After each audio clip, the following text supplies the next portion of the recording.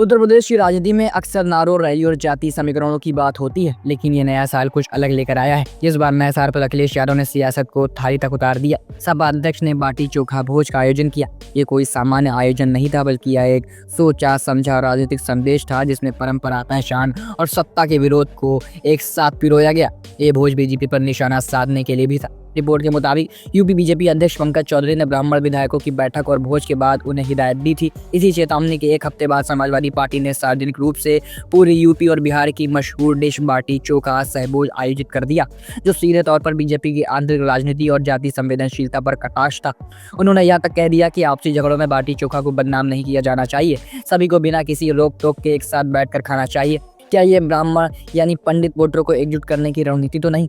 अखिलेश यादव ने इस आयोजन के जरिए एक साथ दो राजनीतिक लक्ष्य साधे। पहला, बीजेपी पर यह आरोप कि वह खान पान और संस्कृति तक को जाति के चश्मे से देखती है, और दूसरा, खुद को समावेशी सामाजिक समानता वाली राजनीति के प्रतीक के रूप में पेश करना।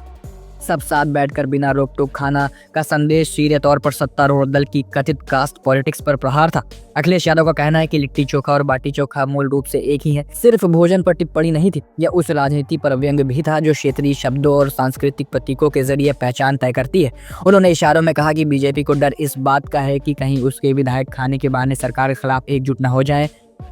भोज के मंच से ही अखिलेश यादव ने एसआईआर के बहाने वोट चोरी का मुद्दा भी उठाया।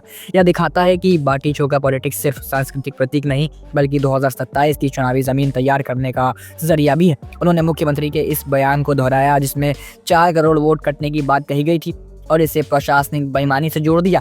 प्रदेश भर से जुड़े सांसदों, विधायकों और कार्यकर्ताओं के बीच अखिलेश ने नए साल की शुभकामनाओं के साथ मिशन 2027 का संकेत दे दिया।